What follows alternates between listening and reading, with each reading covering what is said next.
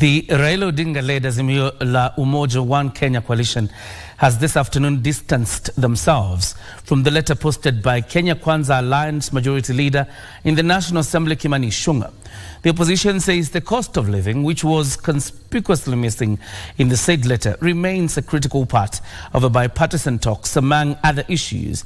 But as given in mind in our reports, Siaya Governor James Orengo has added a twist to the talks by leading Siaya politicians in demanding that those who died during the demos be compensated prior to the talks.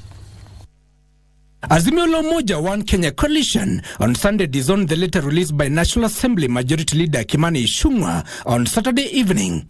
We disown the statement by Honorable Ichungwah. Azimio had nothing to do with it. Its contents were those of Kenya Kwanza, their wish list.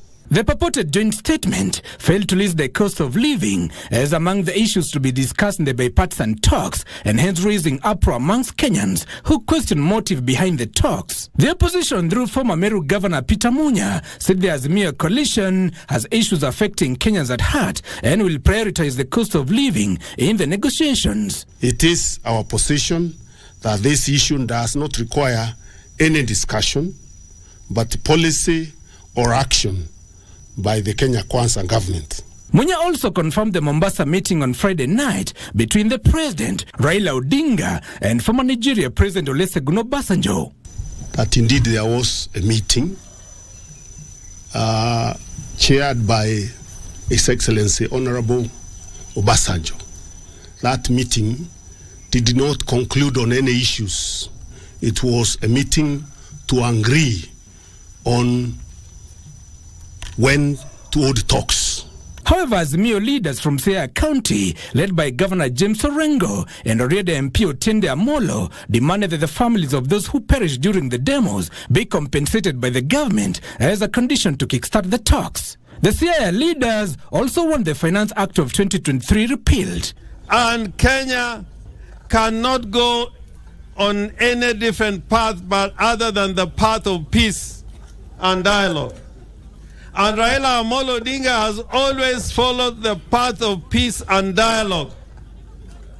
But there must be certain conditions. The talks between the government and the opposition were welcomed by ACK Archbishop Jackson Ole Sapit, who urged the political class to put the issues affecting Kenyans first in the talks. Let the debate on the high cost of living not be shelved under the table.